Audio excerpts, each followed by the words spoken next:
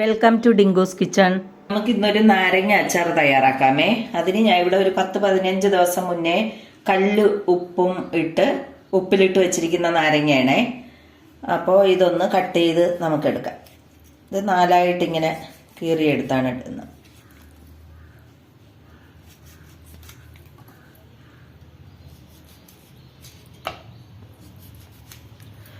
അപ്പോൾ ഞാൻ ഇനി എല്ലാം കട്ട് ചെയ്തിട്ട് വരാം. എല്ലാം കട്ട് ചെയ്തെടുത്തിട്ടുണ്ട്. അപ്പോൾ ഇതിനി നമുക്ക് തയ്യാറാക്കാം. അതിന് ഞാനിവിടെ ഒരു 6 അല്ലി വെളുത്തുള്ളി ചെറുതായിട്ട് അരിഞ്ഞു വെച്ചിട്ടുണ്ട്. ഒരു 4 പച്ചമുളക് കട്ട് ചെയ്ത് വെച്ചിട്ടുണ്ട്.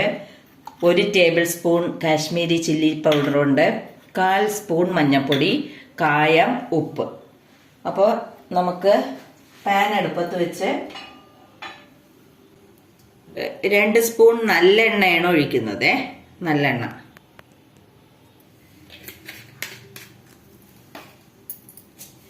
ഇതിലേക്ക് കുറച്ച് ഉലുവ,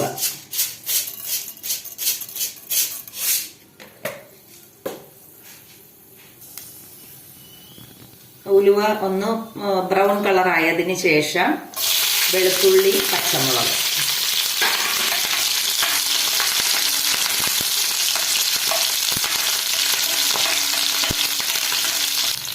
മഞ്ഞൾപ്പൊടി,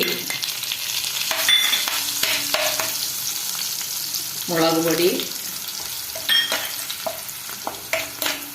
ഫ്ലെയിം താഴ്ത്തി വെച്ചിട്ടാണ്. കായം,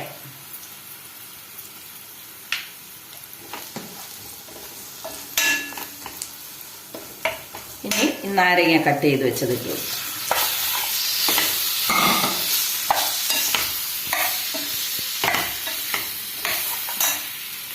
പാകത്തിന് ഉപ്പ് നോക്കിയിട്ട് കുറച്ച് ഉപ്പും കൂടെ.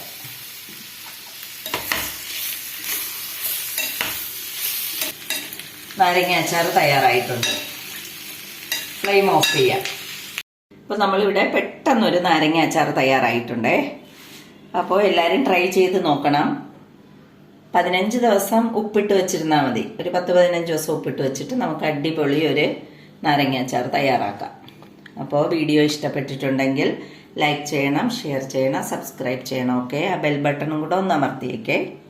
Okay, thank you.